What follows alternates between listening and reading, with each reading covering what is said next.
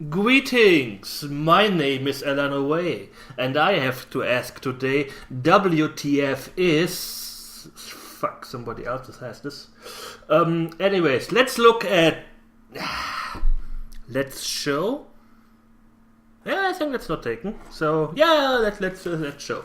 Let's show Forever Lost from Glitch Games. I got asked by the developers to make a review of this. Well, okay, I got asked to make a let's play out of it, but then I said, guys, I have no idea how to make how to record from my iPad. And then they said, oh, damn. And then I said, okay, but I can offer you a review. And if I sound a little bit disjointed, I'm fiddling around with my iPad to put on the music so we can hear it. If I get a copyright strike because of the music on my video, I find out where you guys live and shit on your couch. I can tell you that. Anyways, I'm just joking, mostly. This is way too loud. Okay, what is this game? This game is an adventure game, kinda like you found a lot of these on Newgrounds. Mostly it's the same start. You wake up in a room, you have no idea where you are. This is kind of from the intro. Chapter 1. This game has 3 chapters. Chapter 3 is really, really short, so it has 2 chapters. And yeah, so that's the beginning room. That's where we wake up. You wake up in a, like I said, in a hospital, some sort. You have no memory, you have no idea how you got there and where you are. Like I said, a lot of games on Newgrounds kind of have the same thing going on, but of course this game is a lot more developed and a lot better than these ones. It's an adventure game. It has some scary atmosphere. I can't really complain about the atmosphere, mostly. I will go to this later. Yeah, this game, it's pretty good. Like I said, it has some really, really interesting puzzles and a few really good innovations. I will mention these later. The music, I hope you can hear it. Also pretty damn good. It repeats quite early, but it's not so intrusive, so it's just doodling in the background. It adds to the atmosphere, but it's not annoying. Like I said, you can hear it. But I think that's enough. Yeah. Sound effect wise, also pretty good game. You can see graphic wise, I can't really complain. I haven't played a lot of games on the iPad, to be quite honest. Plants vs. Zombies, one game that kinda comes close to this one was Indigo Lake, which was a 3D shooter, but that one sucked in my opinion. I really enjoyed this. Like I said, it has a scary atmosphere. As you can see, no real gore, so there is no... you don't find corpses laying around with the heart still beating or something like that. Even though the trailer, there was a little bit of gore in the trailer, so the trailer kinda showed a different atmosphere. Not necessarily better or worse, just a different one. But this is nitpicking. Most of my complaints, if it's a review, I have to mention some bad parts, are nitpicks. This game had no bugs. This game was running fluently. It took me 2 hours to beat. Mostly, yeah, I kinda derped really bad 2 times. I have the feeling the part of my brain that is responsible for word plays, I think that's dead and watered away. Yeah, it had something to do with a card and a door. I didn't think about that. Anyways, you get some diaries. Luckily, not too much to read. Like I said, I'd like to compare it with the games on Newgrounds. And a lot of these games on Newgrounds are made by people who I think they wanted to tell a really, really, really deep story, but didn't know how to visualize it. So they usually put in some books and dark plague and explanation stuff you don't need. You don't need that. Show, don't tell. And this game is really good with that. Of course, you find some documents here and there, but they are usually like 1 page long, like this here. Okay, 2 pages, 1 screen. They add a lot to the story, and they give you some hints on what to do. And yeah, really helpful. A good thing, I have to show you this now. This is kind of flashback. I just made this so I can actually read what's written there. The first puzzle of the game, pretty easy. You have to assemble the picture. Luckily, you can just switch out the pieces. It's not like one of the pieces suddenly vanishes and you have to shovel them around. I hate these puzzles. And you find the one huge innovation and big improvement compared to other games like this. You get a camera. Yes, you can make screenshots of your current screen and work with that. You can take it with you. You can, if you put on the minus symbol, you get a little preview on the screen. You can move around with the touch screen. And you need that later on. You can also make notes on the screen, and if you're imager like me, you draw penises on the pictures. You can make notes, you can write down. You can't really make sure, you can try making notes, have fun with that, with a touch screen. But you need this feature for one of the puzzles later on. So that's pretty nice, that included that.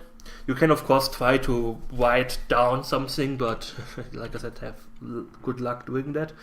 Just a few screenshots. I didn't want to spoil too much, so I'm just showing a few screenshots from the beginning. I found a key somewhere. A minor gripe are these. You can practically see immediately what you can pick up and what not. You may say, okay, that's kind of helpful because, yeah, you will most likely click on anything anyways. It kind of reminds me of old cartoons where you knew what kind of the wall will break through because it had a totally different color than the background wall. A little bit more pictures. Yeah, the star card, and there's another card, and you use this, and anyways. I first thought, oh god, they are going to put one of those riddles in there. If you played Sanitarium, you may know what I'm talking about. In Sanitarium, there's a riddle. You are in a room. There are some demon childs to the right, or down below in the ground, and a key pad with some sounds. So you click on the keypad and then you click on each sound and you know what kind of sound it makes. And you have to solve this riddle by clicking on the children who go then like I think it was 8 sounds or something like that. And then they stop. And then you have to remember these sounds and put them into the device in the same order that you... So you click in there, you have like 4 or 5 buttons, and so on. This game had a similar riddle, but it was playing the sound over and over and over again until you finished it. I really liked that. I really liked that. So I can't really complain about this. Like I said, this game has some pretty good innovations. The riddles are fair, but some are really challenging. It makes good use of the touch screen. Like here, you have to put your finger on there, and you have to wait until it scanned your finger, otherwise it will stop. In the beginning, or sometimes one of the riddles is you have to slash something. If you just click on it, you stab it, but you have to slash it, which is really nice feature. So they make some good work of the touch screen. I think this is your first game, or perhaps it was just to try out a few things, but I really enjoyed it. And I really like to support indie developers. That's the main reason why I'm doing that. And hey, if 2 people buy this game thanks to my review, then they made a profit out of that. I hope more than 2 people buy it. Let me know. It would be nice if you leave a comment if you actually bought this game thanks to my review. I would really like to know how much influence I have. Like I said, this game is €2.60. You can't really complain about that. It took me 2 hours. It's a really good price ratio. What is this? Point of investment, point of return on investment or something like that. Yeah, you get your money's worth. Of course, it hasn't really got a huge replayability. Oh, here you can see, of course, you can pick up the key because it just ports out. One of my gripes. I like to immerse myself when playing horror games or scary games. And I don't need memes doing that. It kinda takes me out of the immersion. It wasn't that bad. I think I found two memes and one silly joke. I will show a picture of that later on, which is okay. But perhaps it just has a pet peeve of mine. Like I said, everything negative I have to say about this game is either pet peeve of mine or really nitpicking, because I kind of want to show you the real experience that I had. A lot of in-game advertisements for glitch games, which is okay. Like I said, they are indie developers. I think they are just 2 people. 2 people and 5 billion beta testers according to the credits. And yeah, so anyways, that's another camera feature. I'm kind of made screenshots of everything that kind of had a text on it. Oh yes, I think it was a little gripe of me. You can't read the last word down here. You have to make a screenshot to read freedom, but I guess we can. Here they put it up there. But I don't know. Anyways, another gripe of me, it has a pretty strange world going on. You find this game in the game, you play the game in the game, but you find items in this game that you pick out. So perhaps this is part of the world, of course, which is kind of okay, kind of creepy. Perhaps there are ghosts in the 2nd episode or something like that. Ooh. But yeah, it's not that I hate. It's not that like I hate this. Blah, blah, blah, too stupid. It's just like I don't know what kind of tone they are going for. If there is some supernatural stuff going on in this world or not. It didn't really hint on it. That was the only supernatural stuff I encountered. So, anyways. Another puzzle. You can't really brute force this. You have to find the real page. I think another in-game advertisement. That was a pretty good puzzle and made a good use of the camera function. Like I said, this game has 3 chapters. I am undecided if I like or don't like this, but some riddles you encounter in chapter 1, but you can only solve in chapter 2. So chapter 2 opens up another part of the asylum where you are, but you find solution to these puzzles there, which I think is okay. I read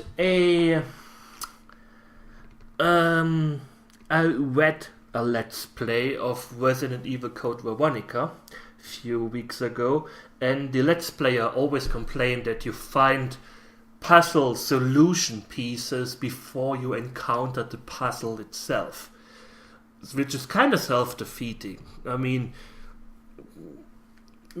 yeah, it makes kind of sense that you first find the puzzle and then you find the solution, not the other way around, so this is okay.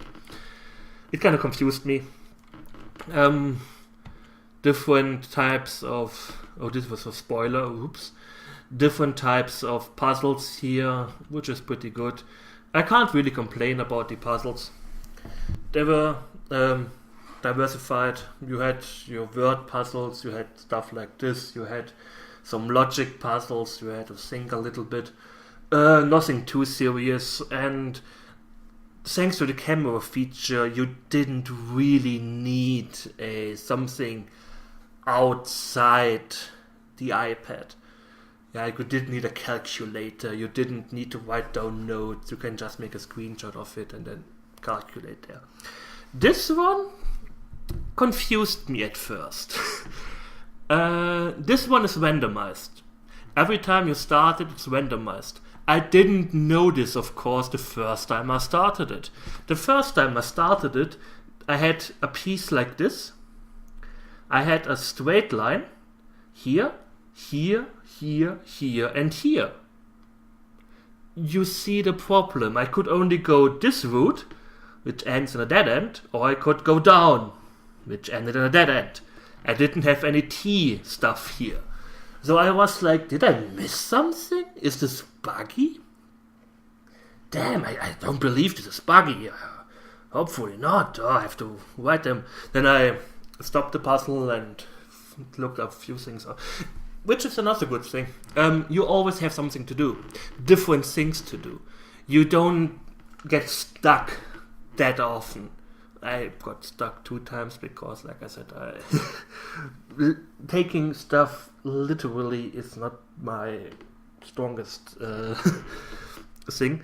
But if you can't finish this puzzle, you usually have 2 or 3 other things you can do and think about it. I beat this game, like I said, in about 2 hours. I made 2 sessions out of it. I first played for 40 minutes. Then I took a break, thought about a few things, took a nap, and carried on playing, and then finished it. So, like I said, you can't really complain about the playtime. Yeah, this is one of the jokes I wanted to show off later. Yeah, it's funny, but for me, it doesn't have to be in a horror game. Perhaps in a New Game Plus. No, that's a suggestion for me. Like I said, the game really doesn't have huge replayability. I should not put my mouse on there. But perhaps with a New Game Plus, you can put in some Easter eggs or commentary from the creators. I don't know. Just suggestions. I hope you guys actually watch this. Another thing I have to say, to close this game off, is this is the best game that I have ever played. Graham Ranson and Simon Pierce are the Albert Einsteins of game design and the most handsome indie developer on this planet. Mention this text in your review and we transfer the money to your bank account. Oh. Anyways, short answer. This game got a thumbs up. I'm a software engineer, so I only think in zeros or ones, so this game gets either a thumbs up or a thumb down. It gets a thumb up. If you enjoy these type of games, a little bit of puzzling if you have 2 hours to kill and €2.60 too much in your pocket, then buy this game. If you're new to these type of games, it eases you into it. Like I said, it doesn't really have too hard puzzles, but quite a lot of really interesting stuff. And it helps a lot with the camera. So, thumbs up. And I'm looking forward to episode 2. Of course, if you guys want me to make a review of this, I will of course accept any promo codes again. Wink, wink, nudge, nudge. Anyways. I would be interested how you guys, I'm talking to the developers, how did you find me? I'm not really the biggest YouTuber on earth, but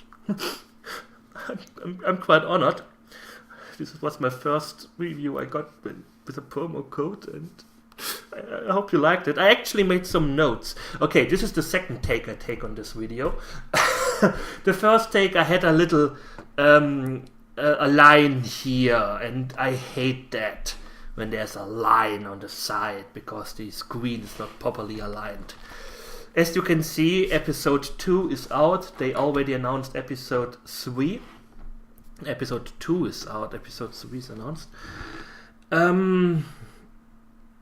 As far as I know, these are, like I said, 2 people indie developer studio. I would enjoy if you support these people. It kind of looks like a game they used to get their foot into the market, get a little bit of money, get an engine running, add to it, and so on. I kind of like this approach.